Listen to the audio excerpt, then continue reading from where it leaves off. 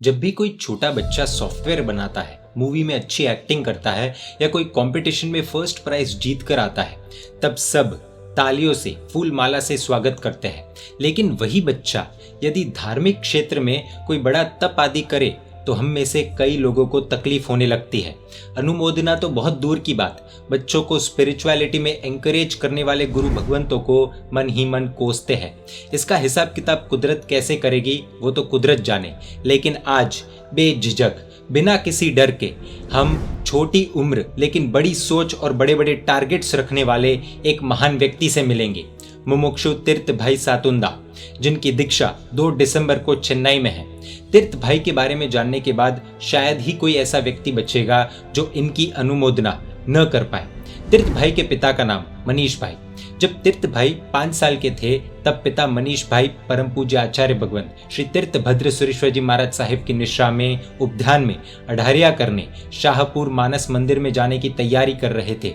सरल भाषा में समझे तो अढ़ारिया यानी 18 दिन साधु जीवन की तरह जीना।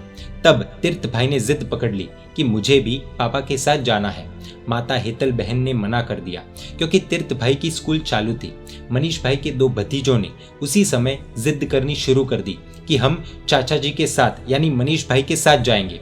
उनको परमिशन मिल गई। तभी कल्पना की कि अब यदि तीर्थ को इधर रखा तो वो घर में भूकंप ला देगा। इसीलिए तीर्थ भाई फाइनली अपने पापा के साथ निकले।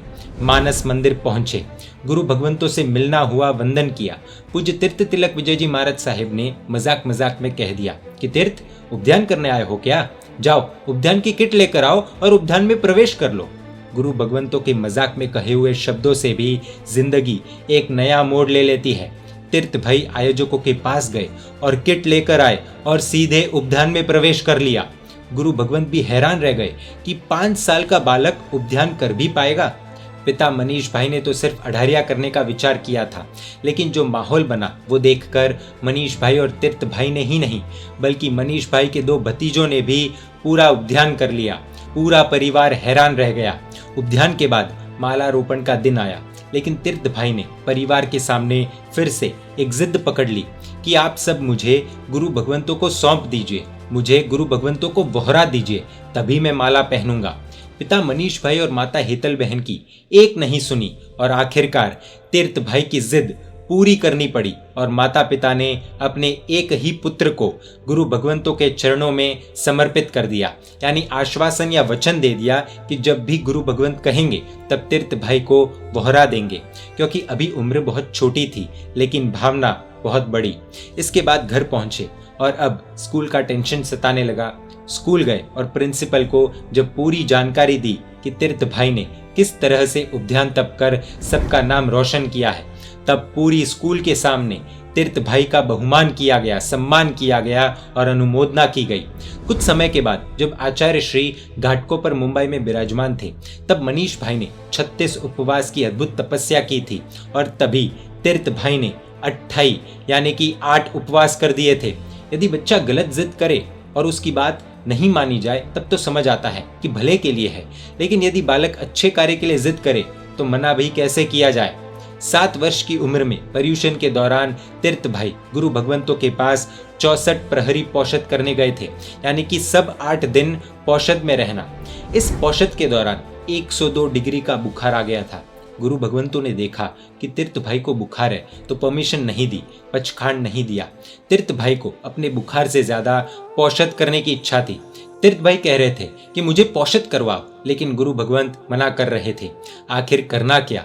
तीर्थ भाई पहुंचे साध्वी जी भगवंत के पास और कहा कि साहिब जी मुझे पौषद नहीं करने दे रहे हैं, आप ही क्रिया आदि सब करवा दीजिए। पूरे डिस्कशन के बाद आखिरकार गुरु भगवंतों को तीर्थ भाई की बात माननी पड़ी, पौषद करने दिया। 2-4 दिनों में बुखार का नामो निशान नहीं। कभी कभी साधना भी दवा का काम कर देती है।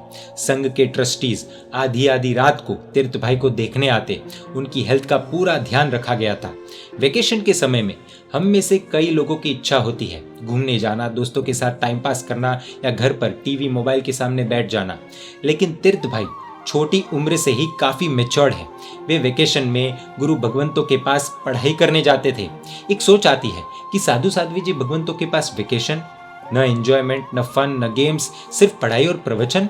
ये सच्चाई नहीं है, क्योंकि गुरु भगवंतों के पास जितनी मस्ती बच्चे करते हैं उतनी कहीं और नहीं करते।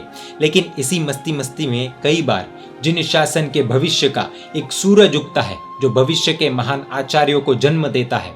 खैर, गुजरात में पूज्य आचार्य श्री की निश्रा में 4 दीक्षा का अद्भुत महोत्सव था और तब तीर्थ भाई बहुत रोए कि आप इन सबको दीक्षा दे रहे हो तो मुझे क्यों नहीं दे रहे हो, आखिर मेरी गलती क्या है। आचार्य भगवंत ने देखा कि उम्र छोटी है, एक बार ट्रेनिंग हो जाए फिर दीक्षा की आज्ञा दे देंगे। कुछ वर्षों पहले आचार्य भगवंत जब साउथ में पधारे थे उस समय की एक रोंगटे खड़े कर देने वाली घटना है। आचार्य श्री केसरवाड़ी तीर्थ में विराजमान थे। तीर्थ भाई गुरु भगवंतों के पास अभ्यास के लिए आए हुए थे। तब पिता मनीष भाई परेशान थे। पिता ने गुरु भगवंतों को समर्पण करने का आश्वासन तो दे दिया था, लेकिन इतनी छोटी उम्र है और तीर्थ बहुत ज्यादा समय गुरु भगवंतों के पास बिता रहा है, फिर से घर आएगा भी या नहीं, वहां पर हेल्थ का भी ध्यान रखा जा रहा है या नहीं, और स्कूल भी मिस हो रही है। ऐसी अनेक बातें पिता मनीष भाई के माइंड में प्रेशर क्रिएट कर रही थी। अंत में उन्होंने संपर्क करके अर्जेंट बेसिस पर तीर्थ भाई को घर आने के लिए कहा नहीं बल्कि सीधा आदेश दिया और 12,000 रुपए का टिकट भेज दिया और कहा कि आज के आज ही रवाना होना है। तीर्थ भाई ने बहुत रिक्वेस्ट की कि पापा प्लीज, मैं यहाँ पर अच्छे से पढ़ाई कर रहा हूँ, सब गुरु भगवंत भी मुझसे बहुत खुश है, प्लीज मुझे यहाँ पर रुकने दीजिए। लेकिन पिता मनीष भाई ने एक नहीं सुनी। तीर्थ भाई की आंखों से आंसुओं की बौछार शुरू हो गई। उन्होंने पूज्य तीर्थ तिलक विजय जी महाराज साहिब से पूछा कि साहिब जी, अंतराय आए तो कोई ऐसा जाप या ऐसा कोई सोल्यूशन है तो दे दीजिए ना। पूज्य गुरु भगवंत ने सामान्य रूप से कहा कि देखो, परमात्मा के सामने कौसग करते हैं तो अंतराय कर्म टूटते हैं, ऐसा शास्त्रों में बताया गया है। तीर्थ भाई यह बात सुनकर लगभग सुबह 10 बजे पूजा आदि क्रिया करने के लिए जिनालय में गए। काफी समय बीता और शाम होने को आई। लगभग 5 बज गए थे। गुरु भगवंत तीर्थ भाई को ढूंढ रहे थे और आसपास लोगों को पूछा कि तीर्थ को कहीं देखा है क्या। किसी को जानकारी नहीं थी कि तीर्थ भाई कहाँ है और क्या कर रहे हैं। तभी तीर्थ भाई जिनालय से बाहर आते हुए दिखे। जानकारी ली तो पता चला कि तीर्थ भाई सुबह पूजा करने गए थे और फिर कौसग शुरू किया और शाम को 5 बजे तक अखंड 500 लोगस का कौसग करके बाहर निकले हैं। गुरु भगवंत भी तीर्थ भाई की मक्कमता देखकर हैरान रह गए। लेकिन कुछ ही देर में कुछ ऐसा हुआ कि गुरु भगवंतों की भी आंखें खुली की खुली रह गई। न जाने कुदरत ने ऐसा क्या किया कि कुछ ही देर में पिता मनीष भाई का फोन आया और तीर्थ भाई से बोले कि बेटा, आप महाराज साहब के पास ही रुक जाओ, तुम्हारी खुशी उसमें है तो हमारी खुशी तुम्हारी खुशी में है। ऐसे चमत्कार सिर्फ जिन शासन में ही देखने को मिलते हैं। गुरु भगवंत जब कोई जाप या क्रिया आदि करने की प्रेरणा करते हैं तब कई लोग सोचते हैं कि इन सबसे कुछ होता भी है क्या। दृढ़ता तीर्थ भाई जैसी हो तो कुदरत को भी झुकना पड़ता है। आखिरकार 2018 में वो समय आया जब सातुंदा परिवार ने चेन्नई की धरती पर आकर 2018 के चातुर्मास में तीर्थ भाई को गुरु भगवंतों के चरणों में पूरी तरह से वहरा दिया था। जानकारी के लिए बता दे, मनीष भाई का एक ही बेटा है, फिर भी उन्होंने अपने पुत्र तीर्थ भाई को जिन शासन को सौंपा। तीर्थ भाई की दीक्षा 2 दिसंबर 2021 को चेन्नई में होने जा रही है, लेकिन तीर्थ भाई की बात अभी पूरी नहीं हुई है। तीर्थ भाई में अपना जीवन जिन शासन के नाम करने का गुण कहां से आया। तीर्थ भाई के अतीत से जुड़ा एक ऐसा प्रसंग है जब वे मौत के मुंह में जा चुके थे। तीर्थ भाई की और भी कुछ बातें हैं, वो हम अगले भाग में देखेंगे।